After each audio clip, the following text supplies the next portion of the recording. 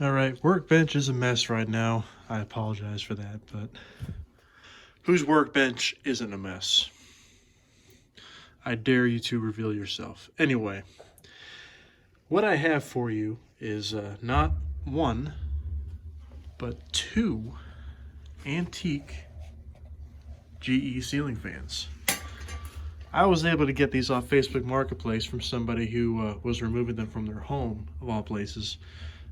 The people who they bought their home from were antique collectors, and they got these fans at an antique sale many years ago. And these fans actually came out of the Mulebach Hotel in Kansas City, Missouri, or so I'm told. But it's a cool story to tell people. So here's your information here. The 44986 catalog number did come in a green color. It wasn't this green color. These fans were definitely restored at one point, but whoever did that did a pretty good job. This would have been a much darker green, but they're complete. There's no switch in either one of them, but I have top and bottom canopies. Where did I put the bottom canopy? Right here. Top and bottom canopies for both. All the screws. They came with these 42-inch down rods, but they have the hanger yokes. Pretty much all complete. I'm definitely going to do something with them because they're in really good shape. So let's focus on the one I actually got hung up. And this is pretty much identical to the other one. I have a 3/4 inch conduit nipple as a down rod for the time being, because I needed something shorter, but I also wanted to show off the canopies. So these fans are just so cool to me, and to see such a common vent design on these fans from over 100 years ago is really cool. By the way, these fans are probably from the early 20s. I saw a catalog listing for one of these, or an advertisement. It was from 1921, so I'm gonna guess around that time. Fun fact, the GE vent gets its name from this fan. GE was the first manufacturer to use this vent design on their ceiling fans, and it has stood the test of time. This was on every builder ceiling fan, like, ever. And then you get your pretzel brackets and whatnot. So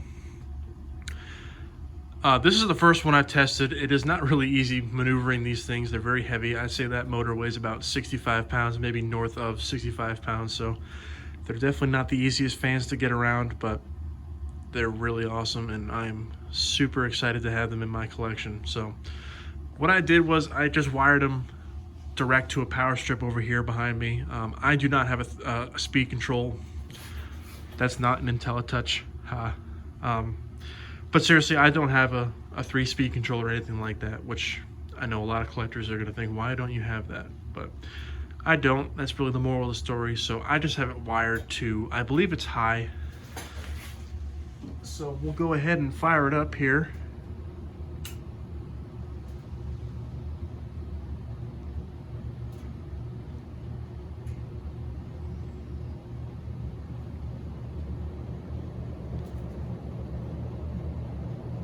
And this thing's no slouch. I mean, it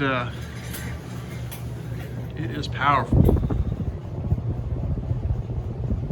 And just looking inside that motor, seeing the rotor turn like that is so neat. I also thought it was funny how the top vents look like the original, like the Hunter original vents, but just the fact that I got two fans with both canopies is just really a miracle in and of itself. Got a little bit of a wobble. Some of the blades are warped. And you know, I'm running these dry as well. I don't have any oil in them because I'm only doing this temporarily. I'm not gonna fill them up only to have to drain it out again. That's a waste of oil and time. So, but they're fairly quiet, or this one is fairly quiet. I haven't tested the other one yet, but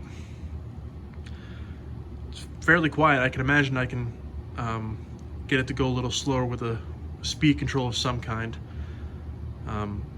Yeah, you can see the spin down's really fast on it, but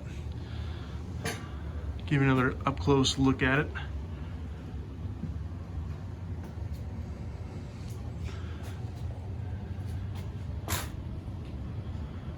There's the tag on this one.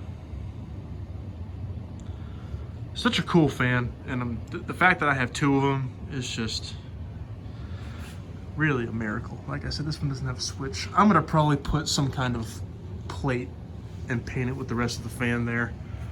I can imagine that was probably, you know what, I don't know what that was for. But there's only one of those holes on the side. Maybe it was for a pull chain, for a light kit perhaps. I know that's what these screws are for. By the way, these are all here too. Those screws are all there. So, you know, somebody definitely did take the time to paint this wonderful hunter green and make sure that all the parts are still present with it. So, I definitely do have plans for these fans. Out of all the antiques, these are probably one of my favorites because they're just, you know, they're unlike anything else. I'm also a big GE fan, so, pun. So, anyway, I might get around to doing the other fan. It won't be today because I got stuff going on, but this will not be the last you see of these fans. So, thank you for watching, and I hope you enjoyed.